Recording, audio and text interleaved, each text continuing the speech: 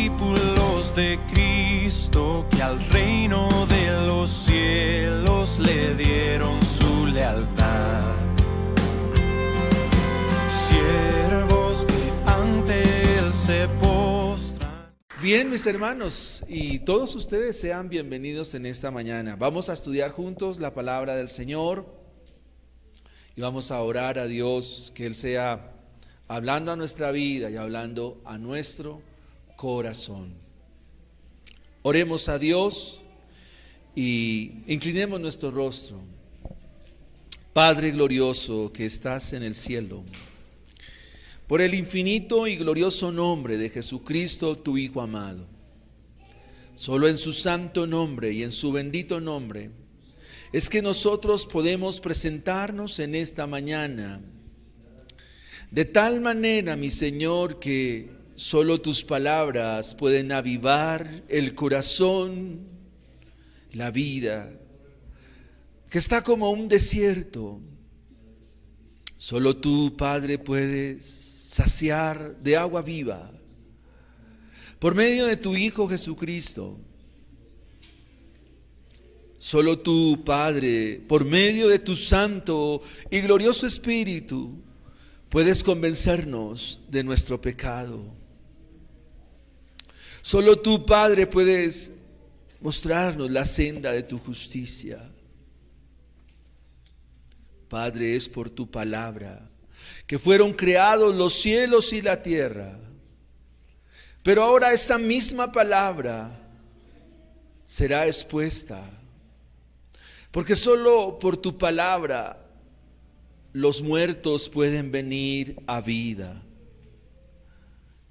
Así como en aquella ocasión, cerca de Betania, mi Señor, al pronunciar las palabras, Lázaro, sal fuera. Cuando Lázaro ya estaba descompuesto, su olor nauseabundo. Así, mi Señor, como levantaste a aquel hombre de la tumba, así también en esta mañana levanta a muchos, Señor, por tu palabra, Dios. Gracias te damos, Señor. Permítenos ahora estar atentos, con corazones que adoran, porque no solo se adora cantando, sino también escuchando, pero aún también se adora viviendo lo que escuchamos. Por ello, mi Señor, gracias en esta mañana. Gracias por todos nuestros hermanos. Ayúdalos, bendícelos y guárdalos, Señor. En el nombre de Jesús, en quien hemos orado. Amén y amén. Así que, mis hermanos, quiero invitarles a abrir la Biblia en el libro de los Hechos.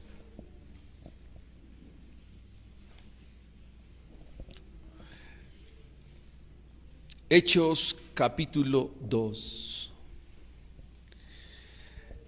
Al comienzo en la mañana leímos Hechos capítulo 1, donde Lucas nos da el contexto de lo que quiere enseñar también a través de Hechos. Recordemos que el libro de los Hechos, tanto el Evangelio de Lucas, están destinados a un hombre llamado Teófilo y por extensión a nosotros, su palabra, la palabra de Dios mejor que alumbra nuestro corazón.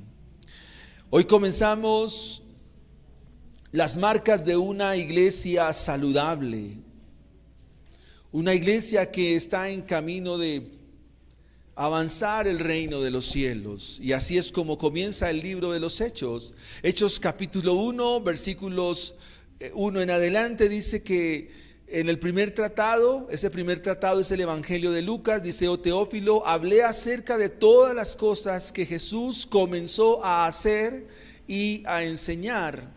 Ahora la iglesia tiene el deber, y más que el deber, la bendición gloriosa de avanzar el reino de los cielos. Así que, mis hermanos, vamos a estar leyendo Hechos capítulo 2, versículos 42 hasta el versículo 47. Dice la palabra del Señor así, leo en favor de mis hermanos.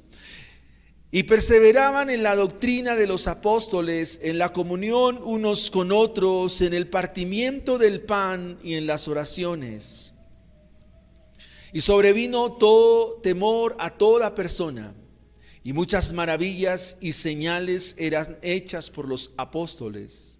Todos los que habían creído estaban juntos y tenían en común todas las cosas, y vendían sus propiedades y sus bienes y lo repartían a todos según la necesidad de cada uno. Y perseverando unánimes cada día en el templo y partiendo el pan en las casas, comían juntos con alegría y sencillez de corazón, alabando a Dios y teniendo favor con todo el pueblo. Y el Señor añadía cada día a la iglesia los que habían de ser salvos. Amén. Marcas de una iglesia saludable. La primera marca de una iglesia saludable es una iglesia que persevera en la doctrina.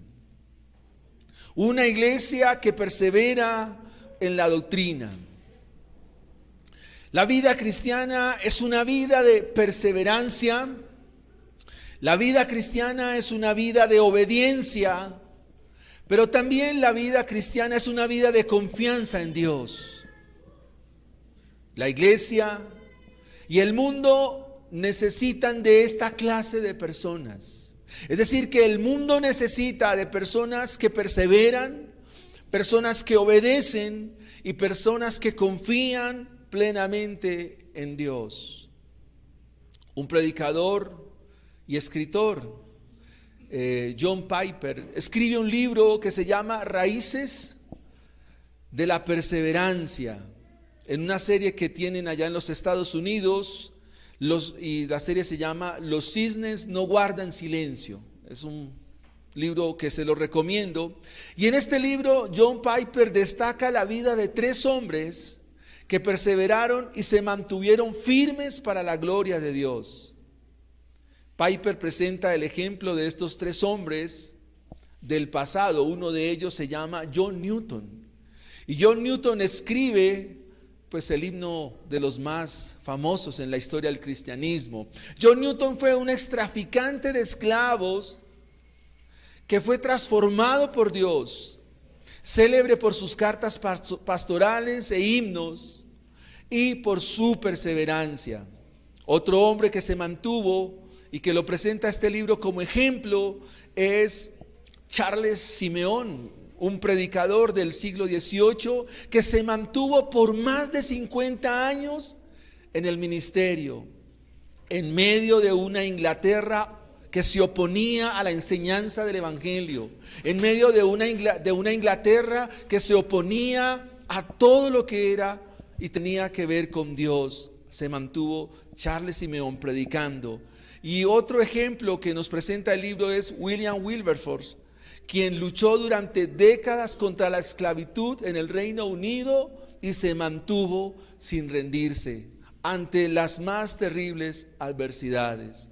Así que, mis hermanos, para que una iglesia sea saludable, para que una iglesia pueda avanzar, para que una iglesia permanezca en el tiempo, todos los miembros deben perseverar en la doctrina. Hay que perseverar en la enseñanza, hay que perseverar en el estudio de las Escrituras, hay que perseverar en el conocimiento de ellas. La enseñanza de Jesús debe permanecer en su iglesia. La enseñanza de Cristo Jesús debe mantenerse en su iglesia. Lo primordial para la iglesia, para los hijos de Dios, es la enseñanza de Jesús. Así que, mis hermanos, la propuesta entonces de estudiar el libro de los Hechos es que todos nosotros tenemos el deber de permanecer en la doctrina, permanecer. Y lo primero que quiero enseñar a ustedes en esta mañana es que cuando una iglesia permanece en la doctrina, persevera en la doctrina, es una iglesia que cumple los deberes espirituales. Cuando ustedes como cristianos, como creyentes, permanecen en la doctrina, sus deberes espirituales, mis deberes espirituales, están presentes en nuestra vida.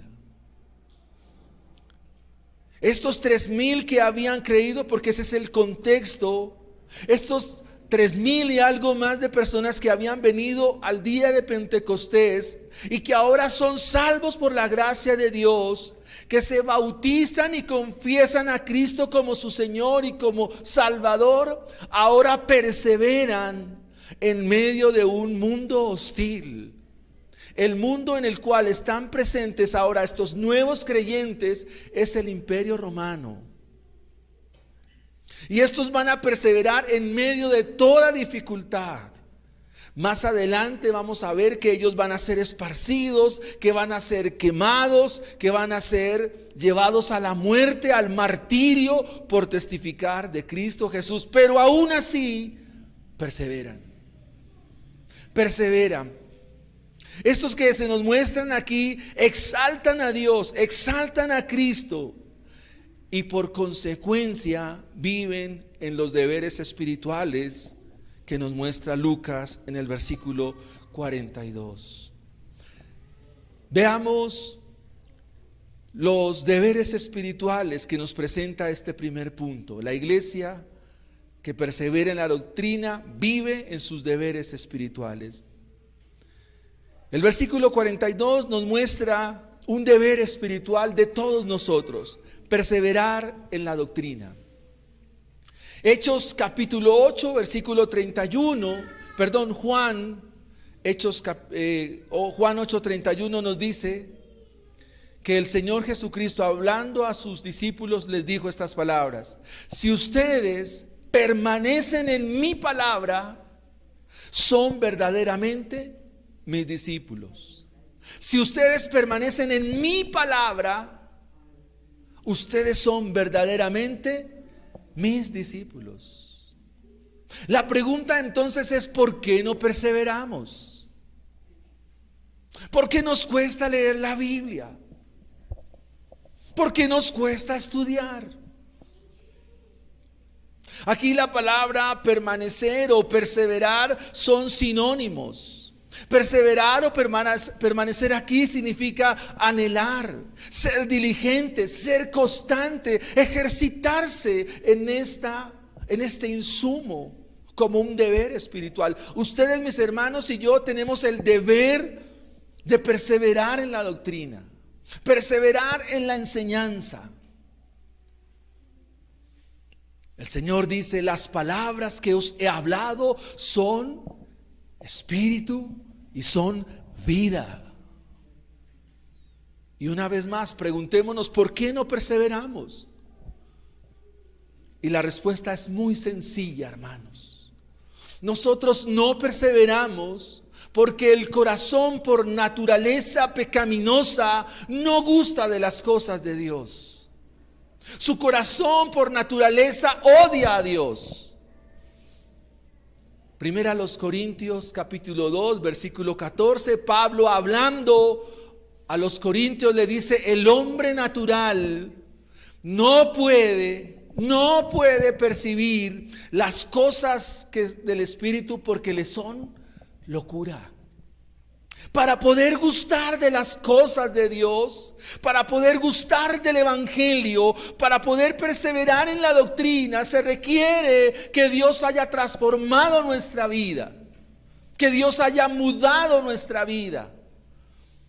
Y a ese mudar de nuestra vida se llama el nuevo nacimiento. Se requiere nacer de nuevo para gustar de las cosas de Dios. Si usted mira a esta multitud, al oír el mensaje de Pedro del libro de Joel, le preguntan a Pedro: ¿y ahora qué haremos? Y la respuesta de Pedro es: arrepentíos y bautícense. Arrepentimiento. Y eso habla de un cambio de naturaleza, un cambio de vida. Queridos hermanos, perseverar significa ir hasta el final. Perseverar significa correr la carrera que tenemos por delante. Perseverar significa pelear la buena batalla de la fe. Perseverar significa ir y no retroceder en el reino de los cielos. Amados hermanos, escúchese bien. solamente aquellos que han sido salvados por Cristo, solamente ellos pueden perseverar. Solamente aquellos que han sido salvados por Cristo, solamente ellos pueden perseverar.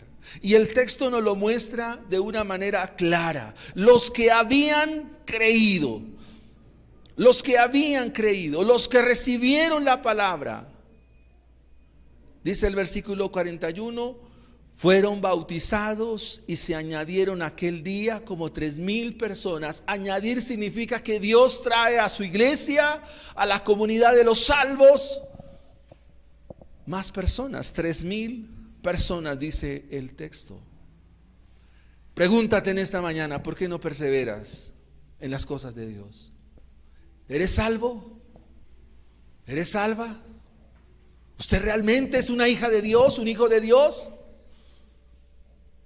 Si es así, entonces persevera, porque la perseverancia es una de las muestras de la gracia de Dios.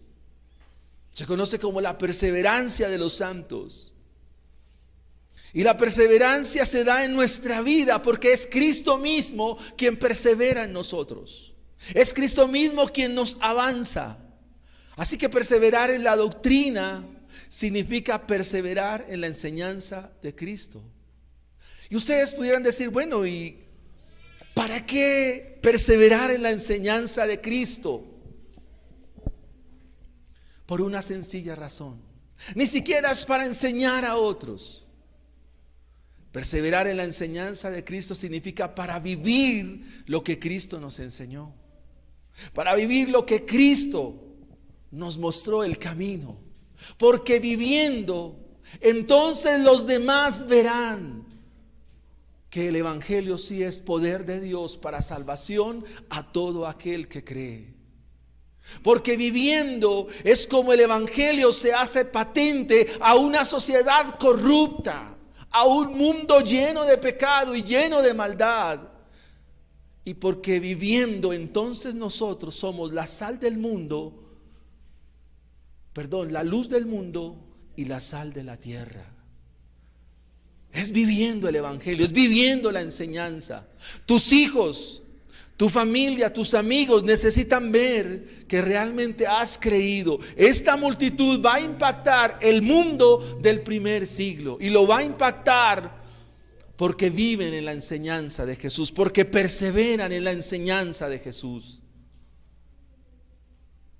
Porque viven la enseñanza de Jesús. Como los profetas de la antigüedad encarnan la enseñanza de Jesús. Encarnan la enseñanza de Dios.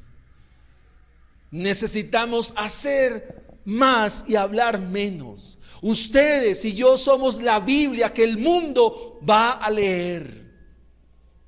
Ustedes y yo es la Biblia que el mundo va a observar. Porque la Biblia es vida en nosotros. La Biblia es vida en nuestra manera de actuar, de pensar, de hablar, de todo lo que compone el insumo de lo que es nuestra vida como tal. Así que hermanos míos, amados míos, ustedes tienen el deber espiritual de perseverar en la doctrina. No le saquemos más el cuerpo a los discipulados, a la enseñanza. Otro deber espiritual que encontramos en este versículo 42 es la comunión de unos con otros. Esta palabra que se usa aquí es muy conocida, koinonía. Y esta palabra comunión se refiere a compañerismo, algo así como una sociedad. En el más sentido coloquial de la palabra, significa creyentes que andan en socia. ¿Sí conoce el término en socia? O cuando le dicen a uno miso, ¿y miso qué? Mi socio. Koinonía, comunión, andar en sociedad, es un reflejo de un deber espiritual nuestro. Saben, hermanos, que pensando en esto, nosotros venimos cada domingo y entre semana no volvemos a ver de nosotros, no volvemos a saber nada de nosotros. Y eso habla de una vida religiosa nuestra. Habla de que nosotros somos distantes y nos reunimos aquí el domingo y quizás nos saludamos, pero de ahí para adelante no sabemos más nada. Esta palabra koinonía en el griego que escribe Lucas significa que todos nos debemos a nosotros, que tú te debes a mí y yo me debo a ti. Así que mis hermanos, cuando se habla de comunión, se habla de diálogo. Cuando se habla de comunión significa que tú eres mi hermano y que yo puedo saber lo que te pasa, pero también tú puedes saber lo que a mí me pasa, para que todos juntos, o para que quienes estemos, oremos. Aquí se nos va a hablar de que compartían el pan, no solo en el templo, sino también en las casas. Así que mis hermanos, la comunión es un reflejo de la vida eterna. Porque un día después de aquel día glorioso que nuestro Señor venga, entonces seremos llevados y habrá una multitud junta, no una multitud dispersa. En el libro de Apocalipsis, en el capítulo 7, en el versículo 9, Juan nos cuenta que él vio una multitud, que todos estaban delante del trono de Dios y delante del Cordero. Pero la multitud no estaba dispersa, la multitud estaba junta. Y eso es comunión, estar juntos. Comunión significa fraternizar. Y fraternizar nos da la idea que nos pertenecemos unos a otros. Que yo les pertenezco a ustedes como iglesia, pero ustedes me pertenecen a mí en el buen sentido de la palabra. De que estamos en comunión. Y ese es un distintivo muy claro de lo que nos muestra el Evangelio. Por allá el libro de los Salmos, en el capítulo 133, nos dice: mirad cuán bueno y cuán delicioso es que habiten los hermanos juntos y en armonía. Ese es un deber espiritual, la comunión de ustedes conmigo, la comunión entre ustedes mismos. Ojalá al final se puedan tomar sus números de teléfono. Hermano, lo llamo para saludarlo. Hermano, quiero saber cómo estás. Hermano, ¿por qué el domingo no estuviste en la iglesia? Eso es comunión, pero no encontrarnos hasta el otro domingo y mirarnos acá. Oiga, el hermano no vino. Hay hermanos que no han vuelto. Y no solo es el deber del pastor llamarlos, claro que sí, pero usted también tiene el deber. Porque somos hermanos, porque estamos en comunión, porque ese es un distintivo, es un deber espiritual. Un deber espiritual es que nos comuniquemos, que estemos en comunión.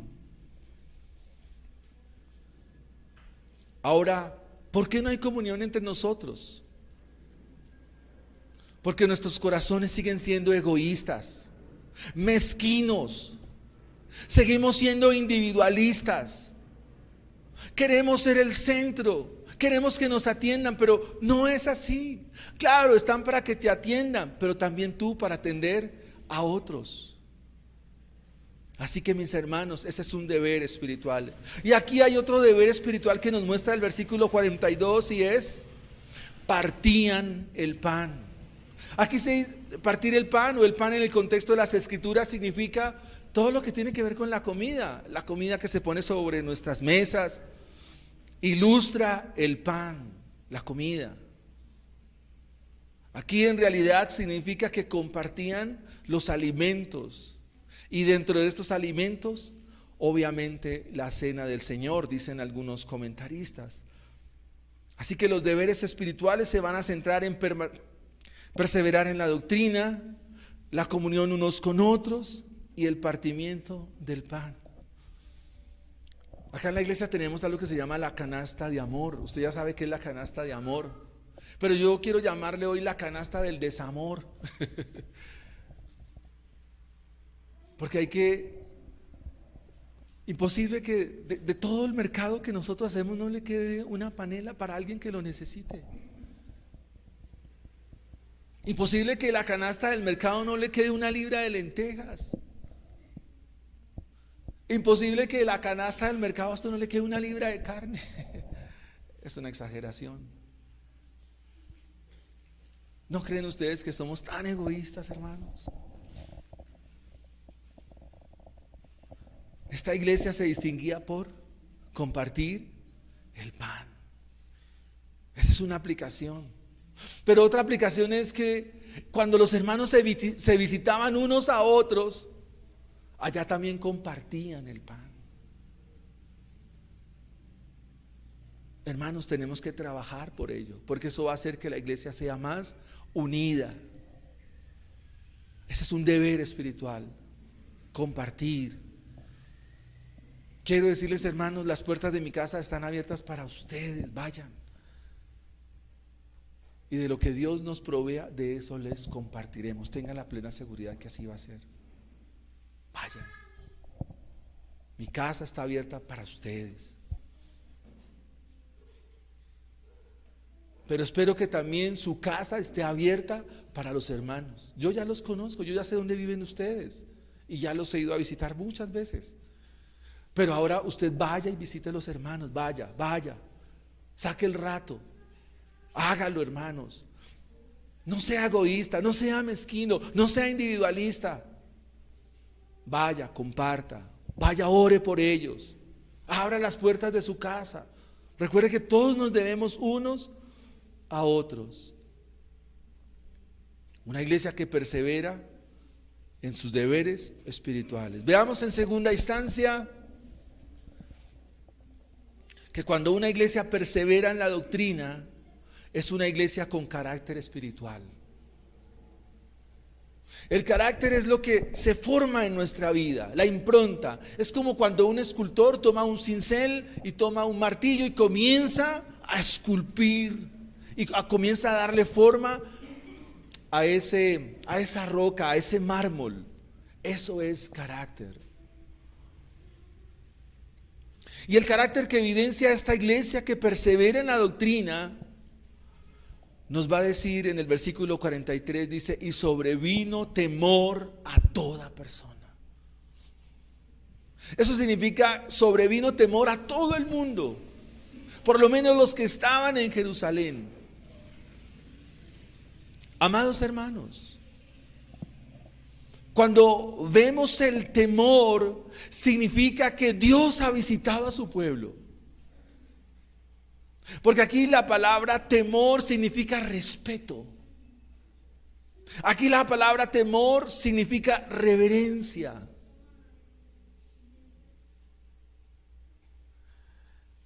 Y aquí el temor, la reverencia y el respeto es todo lo opuesto a la burla. ¿Por qué la sociedad de nuestros días se burla tanto del cristianismo? ¿Por qué la sociedad de nuestros días se burla tanto de los pastores? Y parece ser que ser pastor es sinónimo de otras cosas menos de ser siervos de Dios. ¿Por qué ser cristiano es ver a los creyentes o a los cristianos en tela de juicio, en burla y demás? Si ustedes miran los portales de internet y todos los medios de comunicación, se burlan por ser cristianos. Y yo recuerdo en alguna ocasión cuando el humorista José Ordóñez, él de niño fue enseñado en las cosas de Dios en Bucaramanga, y cuando pues Dios lo trae arrepentimiento y viene a Dios, en un periódico de la ciudad se escribió un titular: Dios, el nuevo chiste de Ordóñez. ¿Por qué? Adrian Rogers dice: antes el mundo admiraba la iglesia, ahora el mundo se burla de la iglesia. ¿Por qué? Porque se perdió el temor, el respeto, la reverencia por el cristianismo de nuestros días. Y los mismos responsables son la iglesia misma. Porque la iglesia a nivel de Latinoamérica y del mundo entero se desvió a otras cosas que no son conforme al evangelio. Ahora muchos se dedicaron a comerciar la fe. Se desviaron a desdibujar y torcer el evangelio por prácticas totalmente antibíblicas y se perdió el respeto por los creyentes. Hace muchos años atrás, cuando un cristiano evangélico se presentaba a trabajar, entonces este cristiano era muy tenido en cuenta por su respeto, por su honestidad, por su transparencia, por su forma de vida. Hoy en día, ser cristiano significa burla, risa, incluso objeto de malas prácticas. María José, Raquel. Bien, dice el texto en el versículo 43, y muchas maravillas y señales eran hechas por los apóstoles. Una iglesia con carácter espiritual es una iglesia donde se evidencia el poder de Dios. Una iglesia donde se ve el carácter espiritual significa que es una iglesia donde se ve cómo Dios obra. Y quizás, mis amados hermanos, cuando miramos la palabra del Señor, maravillas y señales, ¿a qué le suenan? A milagros, portentos de Dios. Pero eso no es lo primordial. Eso no es lo perentorio, eso no es lo urgente. Porque el mayor milagro lo vemos acá con estos 3,000 que se convirtieron. El mayor milagro que un individuo puede experimentar es que haya pasado de muerte a vida. Claro que Dios sigue obrando, claro que Dios sigue sanando, porque Él es el mismo de ayer, de hoy y por los siglos. Y Dios sigue haciendo cosas extraordinarias, cosas inusuales, cosas que nos dejan perplejos, atónitos. Vemos su gracia, su bondad. Pero lo más importante, hermanos, es que muchos puedan experimentar la salvación, el gozo de vivir ahora para Dios. Muchas señales y maravillas se hacían, claro. Dios obró de manera extraordinaria y lo sigue haciendo. Pero repito, hermanos, el milagro más grande es que tú vengas a Cristo Jesús, que vengas en arrepentimiento, que vivas para Él, una vida íntegra delante de Él. Una iglesia con carácter espiritual es una iglesia que no solo produce temor en la sociedad, no solo se ve el poder de Dios, sino también dice el versículo 44 que todos los que habían creído, ¿cómo estaban? Juntos. Todos los que habían creído estaban juntos. Y eso aplica de manera eclesial, a manera de hogar, a manera de familia. Y esa es una pregunta: ¿estamos juntos? Un interrogante sencillo: ¿estamos juntos? Y ya sabemos que la respuesta es probablemente no lo sabemos. ¿Qué tan juntos estamos? Luego dice, dice, y tenían en común todas las cosas. Tenían en común todas las cosas. Y yo pregunto en esta mañana, ¿qué tenemos en común nosotros? ¿Qué es lo que usted tiene que yo lo puedo usar cuando yo quiera? ¿Quién me responde? Dice, tenían en común todas las cosas.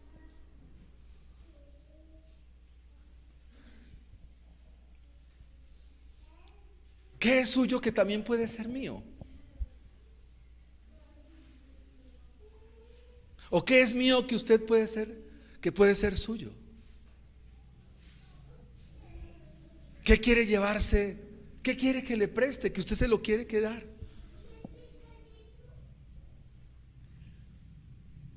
No ¿No le habla a usted de un corazón todavía que no ha entendido el reino de los cielos? Tenían en común todas las cosas y vendían sus propiedades y sus bienes y los repartían. ¿Para quién? ¿Para quién? Para todos. Curioso, ¿no? Porque hoy en día, cuando se habla en otros lugares de esa mala comercialización por dinero, solo uno es el que se enriquece, ¿no? Solo uno es el que se ve como en prosperidad. No sé si me estoy haciendo entender. Pero aquí lo que traían para la iglesia no era para los apóstoles. ¿Para quién era? Para los mismos hermanos, para la misma iglesia. ¿No les parece eso curioso de la predicación moderna de muchas congregaciones? Aquí dice, y vendían sus propiedades y sus bienes y lo repartían ¿a quién? ¿Y quiénes son todos? Por lo menos aquí ya eran 3,000 para atender. Más adelante se va a hablar de las viudas de los hermanos griegos. Pero aquí lo que llega a la iglesia es para compartirlo. ¿Entre quién? Entre todos. Pero acá viene la contraparte. Y es que así como se repartía entre todos, también la misma iglesia era generosa. Y eso es algo que también nos toca trabajar, hermanos, ser generosos. Pregunta, ¿Dios es generoso? ¿Y tú por qué no? ¿Por qué no eres generoso? Pregunta, ¿Dios es amplio en darnos? La respuesta es sí. ¿Y nosotros por qué no?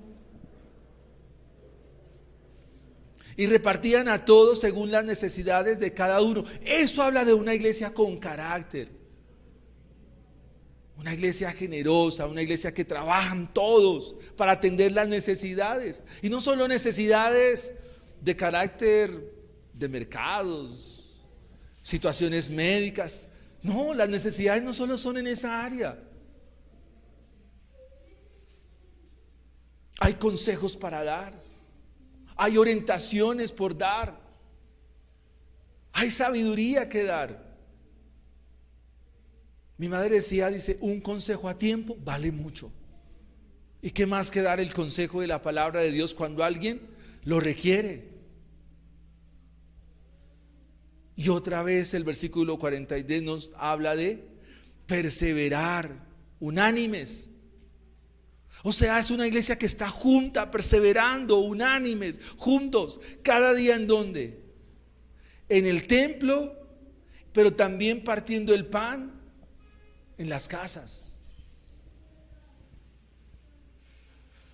¿Y qué hacían en las casas, hermanos? ¿Qué dice el texto? Comían. Oiga, hermano, comían. ¿Y cómo comían? Juntos.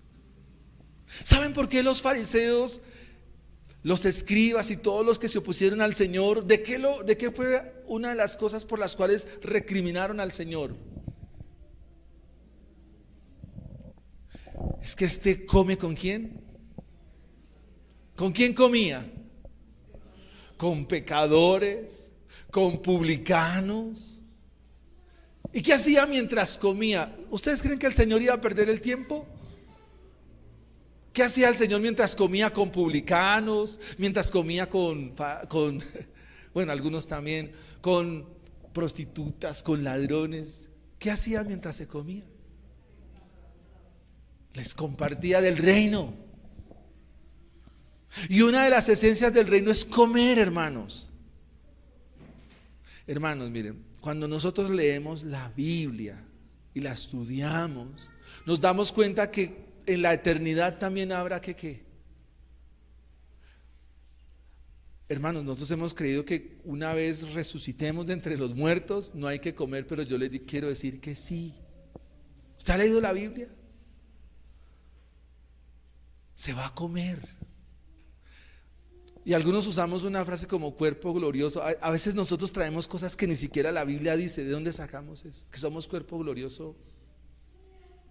Por lo menos esa expresión no está. Cuerpo glorioso no está. Miren, hermanos, el modelo de la resurrección, ¿quién es? Cristo. ¿Qué hizo después de resucitar cuando fue a visitar a Pedro? ¿Qué les dijo? ¿Qué comió? Pescadito, una trucha, una mojarra, no sabemos qué era, del mar de Galilea. Pero el Señor resucitado, ¿qué hizo? Comió. Una de las más del carácter espiritual de los creyentes es que comen juntos y comen hablando del reino. Los motivo entonces a que nos visitemos y se visiten entre ustedes para hablar del reino y para comer. De hecho, el texto que dice, partían el pan en las casas, comían juntos, ¿con qué? Con alegría, hermanos, y con sencillez de corazón, hermanos. Esto es más sencillo de lo que usted cree. El evangelio es sencillo. La gente del evangelio es sencilla, porque quien lo trajo, quien lo mostró es sencillo. Cristo es el más sencillo de todos los hombres, el más humilde. Desde la cuna, ¿en dónde nació el Señor? En un pesebre. En un pesebre nació el Señor. El evangelio es sencillo, hermanos. La gente es sencilla. ¿Sabe qué? Pone barreras entre nosotros para visitarnos y comer juntos y perseverar y todo esto, que nosotros nos creemos de alta alcurnia. Nos creemos de otra élite, de otra sociedad. Nos creemos de otro mundo. Pero en el reino de los cielos, en el reino de Dios no es así. Miren, el Señor a los escribas y fariseos les dio un tremendo bofetón cuando le dice estas palabras. Miren lo que dijo el Señor: las prostitutas y los ladrones van delante de vosotros para el reino de los cielos. ¿Cómo les quedó el ojo? ¿Qué creen que pensaba el escriba, que era el amanuense que pasaba la Biblia y contaba letras y se bañaba para escribir? ¿Qué creen que sentía esta persona cuando escucha esto del Señor Jesucristo? Pero sí, Señor, yo soy el que traduzco la Biblia. Piensa en el escriba, en el fariseo. Pero Señor, yo sé la religión, yo estoy en la ortodoxia, yo hago parte del Sanedrín. Y el Señor le dice que las prostitutas y los ladrones van delante de vosotros para el reino de los cielos. ¿Qué creen que sintieron? ¿Cómo así? Pero eso lo dijo el Señor y es verdad. Es verdad. Ahora, ¿por qué nos creemos lo último? Dios nos llama a ser sencillos de corazón. Hombres y mujeres sencillos, que se dan a todo el mundo, quieren a todo el mundo, no estiman, no, entonces, hermano, yo no te saludo. Yo recuerdo que había un niño en la iglesia, hijo de unos hermanos encopetados, cuando llegué a la iglesia, que yo le daba la mano y el niño, después de que le daba la mano, iba y se bañaba las manos. Pues yo soy de tez morena y él decía, uy no, él tiene otro color de piel. Hermanos, eso pasó en una experiencia conmigo, porque los papás le enseñaron que a este personaje pues no había que saludarlo. Y hermanos que se creían lo último en la iglesia. Pero acá no va a pasar eso. No se vaya a bañar las manos después de que le saludo. Comían juntos con alegría, hermano. ¿Usted come con alegría? ¿O usted vive? Esta semana estamos leyendo el libro de los Números, ¿verdad? ¿Y usted sabe qué hacían los israelitas con el maná? Hermano, el maná no se lo comieron sino ellos. Se perdieron, o sea, el resto del pueblo se perdió la bendición de comer maná. Pero ¿qué decían los israelitas degustando maná todos los días? ¿Sabe qué decían? Números 19. ¿Sabe qué le dijeron al Señor? Estamos fastidiados de comer esto. Y esa palabra fastidio es que estaban ya hastiados, o sea, como que ya la comida les producía otras. Estamos fastidiados. Como cuando a un niño le sirven un plato de sopa verde, de sopa de espinacas. ¿Cómo hace la cara el niño? Otra vez pastas, otra vez papa. Usted es, yo no sé si el término está bien usado, regodiento por la comida. No sé si está en la RAE el término. Pero usted da gracias a Dios por lo que come, pero aún tiene que dar gracias a Dios por lo que le va a ofrecer el hermano. Hermanos, en una ocasión yo comencé mi vida cristiana en la iglesia del Lucero, en el bar Lucero, está en Ciudad Bolívar. Y entre Lucero Medio y Lucero Alto había un barrio que se llama Juan Pablo II. Y allá vivía un hermano el cual fui a visitar. Y me dice estas palabras: hermano, ¿le provoca un tinto? Yo le dije, claro que sí, hermano. Por supuesto, hermano. Y entonces el hermano tomó una olla de esas esmantadas, no sé si ustedes las conocen, una olla que cuando se caía se le saltaba el pedazo, y cogió agua de la caneca donde llovía y dijo, hermano, vamos a hacer el tinto. Y bueno, nos tomamos el tinto con el hermano. ¿De dónde lo hizo? Pues yo me di cuenta que era agua lluvia, porque el hermano ni siquiera tenía agua pues potable. Bueno, nos tomamos el tinto y la pasamos bien. Comimos o tomamos tinto con alegría y con sencillez de corazón. Sencillos. El Señor va a una aldea de dos amigos suyos, tres amigos, María, Lázaro y Marta, y llega y se sienta. ¿Cómo eran las aldeas de aquella época? No tenían bancas. Había una especie de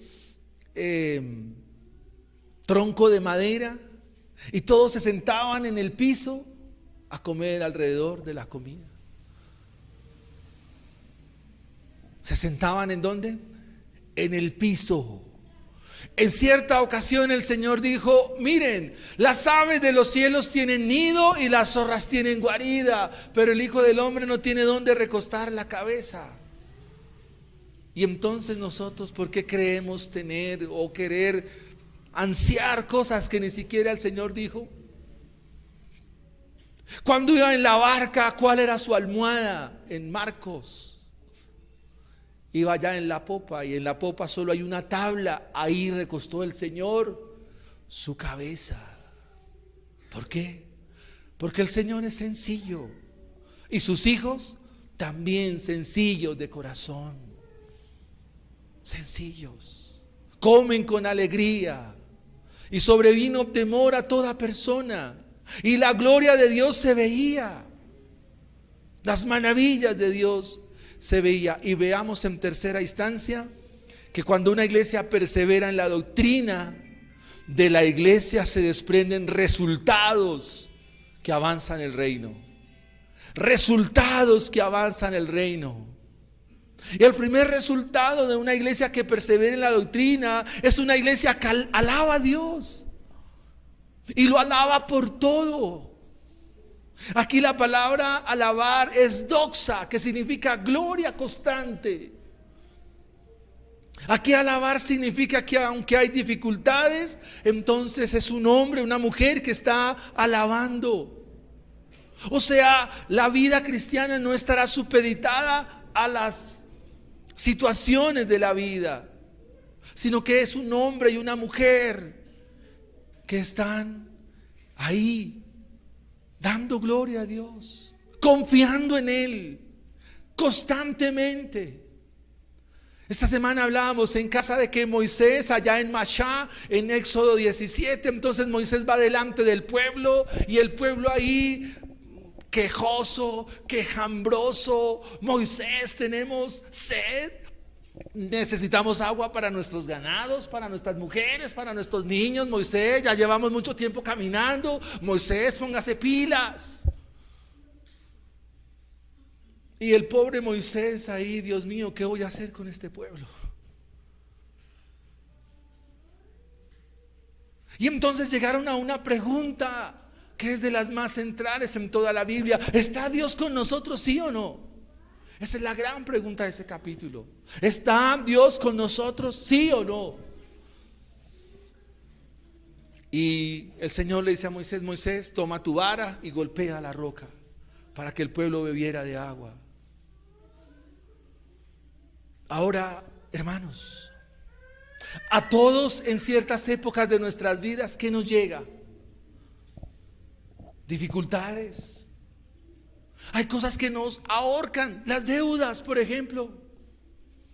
Cuando nos endeudamos, cuando hacemos malos negocios, cuando nos quedamos sin trabajo,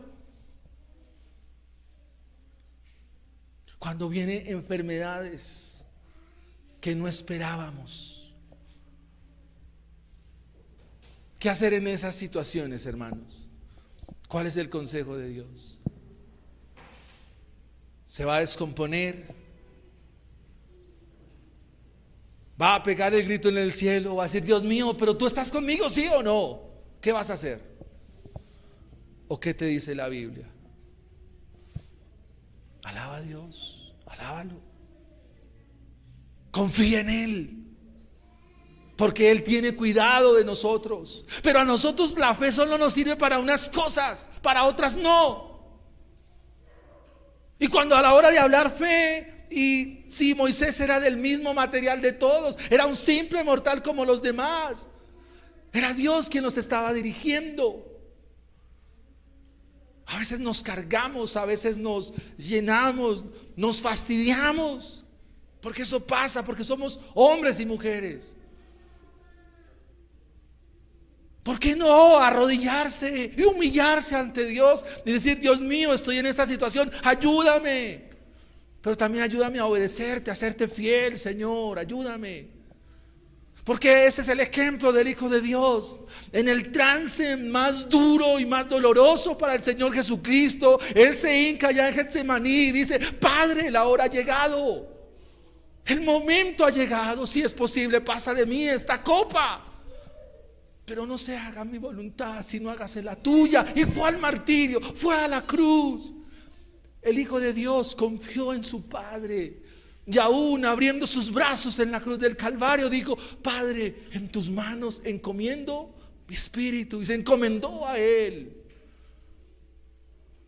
Pero aún en el mismo lastre de la muerte, el Señor Jesucristo glorificó al Padre, para que nosotros, en los lastres de esta vida y en las dificultades de este tiempo, entonces también nos hinquemos y glorifiquemos a Dios. Cierra tu puerta, ora a tu Padre en secreto, y tu Padre que ve en secreto te recompensará en público. Ora a Dios, clama a Él, clama a Jesucristo. Claman los justos y Él oye y los libra de todas sus angustias. Alaba a Dios, glorifícale. Pero lo que nos dice la Biblia es que un resultado espiritual es que el pueblo tiene favor, la iglesia tiene favor con el pueblo. Ya hemos tocado ese punto y quisiera remacharlo de la siguiente manera. Quisiéramos que la sociedad de nuestros días llamara a los pastores evangélicos para tomar decisiones acerca de nuestra nación, pero no es así, porque la iglesia ha jugado un papel muy diferente en la esfera política. El libro de Oseas es un libro que nos enseña que la iglesia sí tiene injerencia en la vida, obra y política de una nación. Eso lo enseña muy claramente el libro de Oseas. Pero cuando se ingiere, no es a la manera o amalgándose o juntándose o compartiendo las ideas de el gobierno y la sociedad, sino que las tesis de Dios, las verdades de Dios se ponen para que el pueblo las acate, porque bienaventurada la nación cuyo Dios es Jehová. Acá el pueblo, o mejor la iglesia, tiene favor. Es decir, disfruta. Dios da gracia a la iglesia para que el pueblo tenga favor. Y viene lo más glorioso. Y dice el versículo 47, y el Señor añadía a su iglesia los que habían de ser salvos. Una de las doctrinas más gloriosas de las Escrituras es la elección de Dios, la elección incondicional de Dios. Los verbos que están aquí son verbos que nos refieren ya a un pasado, algo que ya se hizo antes. Si ustedes leen con detenimiento, el texto dice, y el Señor añadirá. No, no dice así. Ese es un participio pasado, es un verbo en participio pasado. Significa que el verbo ya se ejecutó antes. Que el Señor añadía, no que va a añadir o que está añadiendo, sino que añadía cada día a la iglesia los que van a ser, no, los que habían, que es distinto, habían de ser salvos. Y aquí salvos es la salvación de nuestras almas. ¿Es usted salvo? ¿Es usted escogido de Dios? ¿Es usted cristiano de verdad? ¿Es usted cristiana?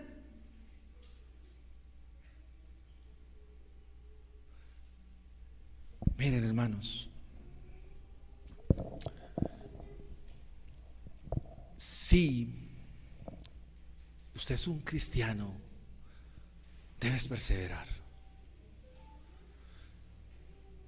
El error más grande que uno comete en la vida cristiana es apartarse de lo que Dios le ha dicho. No se aparte.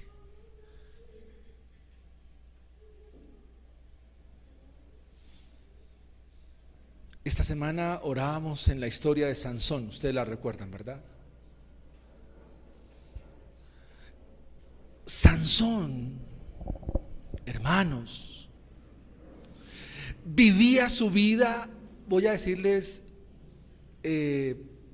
cristiana, entiéndame la frase. Sansón vivía su vida cristiana de apariencia, pero su corazón hace muchísimo rato, pero muchísimo, estaba lejos de Dios.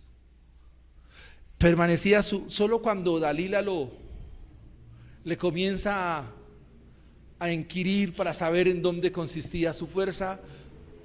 Él permanecía con su cabello largo, permanecía con sus votos de nazareato externamente. Pero el texto es enfático cuando dice, y su corazón ya se había, o sea, Dios ya lo había dejado.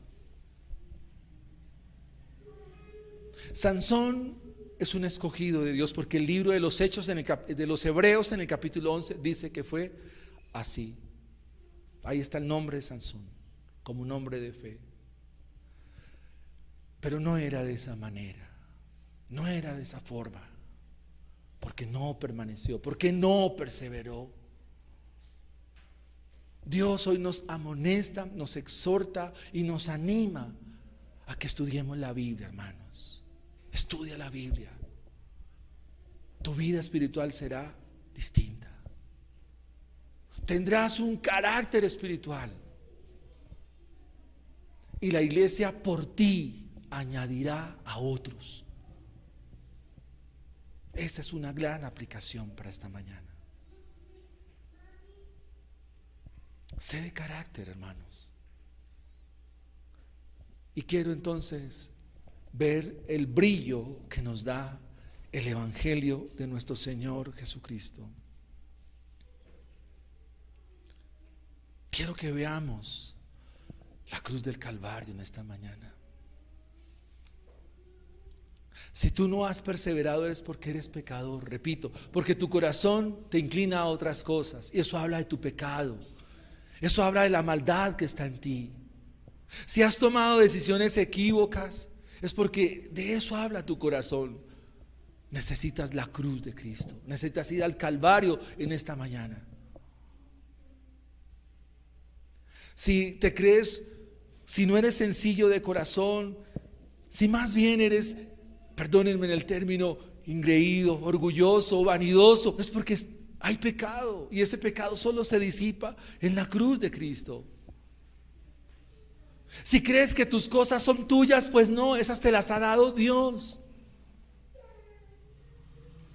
Nada es nuestro, hermanos, ni siquiera nuestra vida es nuestra. Deja de ser egoísta. Eso habla de tu pecado y de mi pecado. Si usted se quiere llevar mi carro, entonces hagamos una fila a ver cómo se lo van a repartir de aquí en esta semana. Bueno, pero le pido que tenga los documentos al día, que tenga pase. Ahí está el carro, hermanos. Dígame, ¿en qué le puedo servir? ¿En qué le puedo ayudar? ¿Cómo puedo ser más su siervo? Dígame, hermano, ¿en qué le puedo servir? ¿En qué le puedo ayudar? ¿Cómo puedo ser mejor siervo suyo? Yo soy siervo. Somos siervos los unos de los otros. Somos siervos. Estamos para lavarnos los pies unos a los otros. Eso hizo el Señor en Juan 13. Tomó un lebrillo, una toalla y comenzó a lavar los pies de los suyos. Eso es la iglesia, hermano. Eso somos.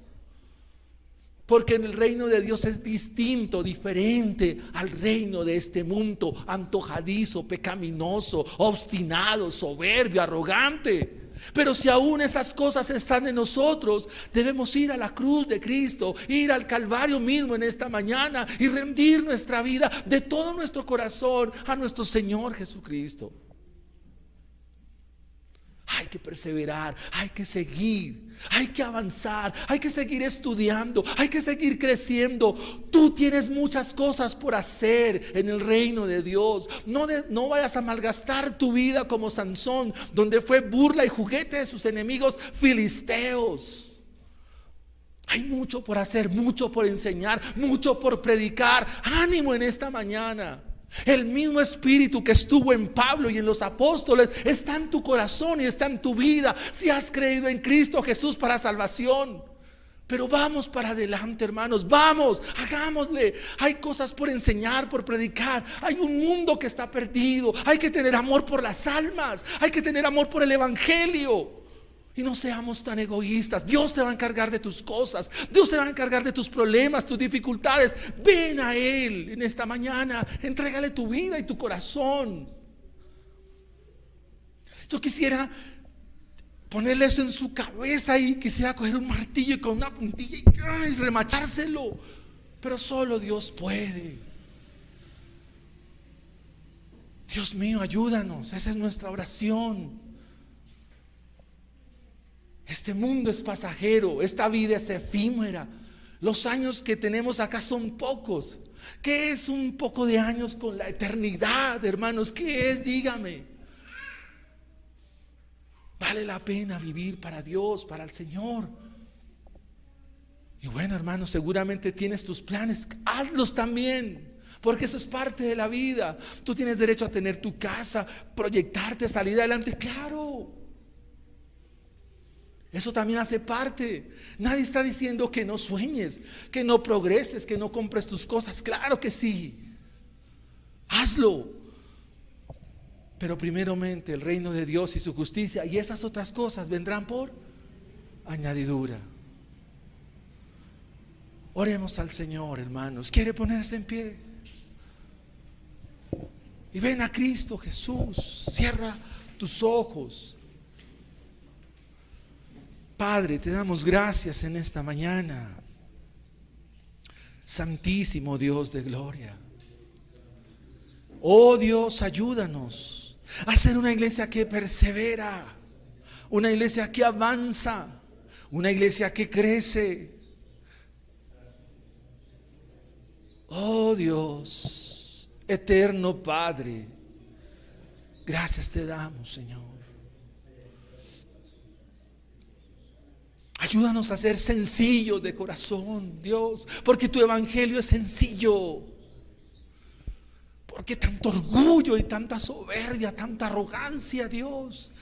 Oh Señor, por eso venimos a ti en esta mañana. Padre, gracias. Padre, yo soy tan soberbio, tan arrogante, tan petulante a veces, Señor. Oh Dios, gracias. Solamente los que han creído, es Cristo quien persevera en ellos. Oh, mi Cristo amado, persevera en tu iglesia, Señor. Solo tú nos puedes constreñir, solo tu amor nos constriñe, solo tu amor nos empuja. Padre, gracias. Dios, quita de nosotros. Las puertas de mi casa están abiertas porque mi casa no es mi casa, tú me la diste, nos las has dado para compartir, para que muchos vengan a estudiar tu palabra. Pero a veces somos tan, oh Dios, ¿qué va si nos ensucian? ¿Qué va si vienen con los pies llenos de barro? ¿Qué va si nos mueven unas cosas? Oh Señor, perdónanos, ayúdanos. Enséñanos, Dios, a perseverar, a comer juntos, Señor. Muchos de nosotros no sabemos dónde viven nuestros hermanos. Qué pesar, Señor. Pero hoy es un día para arrepentirnos y para recomponer lo que venimos haciendo mal. Padre Celestial, muchas gracias por nuestros hermanos que nos visitan. Señor, ayúdalos y guárdalos. Haz de sus vidas, vidas fructíferas para la gloria de tu santo nombre. Gracias te damos, Señor. Permítenos venir a ti hoy en arrepentimiento y fe a tus pies, Señor. Oh Dios, gracias. Bendito Dios para siempre, gracias. Gracias porque así como aquel día añadiste 3,000, hoy eres capaz y suficiente de añadir muchos más. De hecho, tu iglesia es incontable, tu iglesia es triunfante, tu iglesia avanza, es indestructible porque es tu iglesia y porque tú la guardas. La iglesia es algo extraordinario, tu iglesia es algo de mucho valor, tu iglesia es algo de mucho precio porque fue comprada con un precio muy alto. Tu iglesia también tiene un valor muy especial. Por eso no podemos despreciar la iglesia, despreciar la reunión comunal. No podemos despreciar a aquellos que no se congregan y que no asisten a la iglesia regularmente. Están despreciando a lo que tú le diste mucho valor, porque la compraste con tu vida misma. Y si tú la compraste con tu vida misma, ¿quiénes somos nosotros para despreciar la iglesia, para no congregarnos y no asistir? Ayúdanos, Señor. Perdónanos. Perdónanos ser tan necios. Trae a nosotros en esta mañana esperanza y gozo de salvación. Porque también cuando confesamos nuestros pecados, tú eres fiel y justo para perdonar y limpiarnos de toda maldad. Y que si hemos pecado, abogado tenemos siempre con el Padre, a Jesucristo el justo. Muchas gracias, Señor. En tus manos benditas quedamos en este día.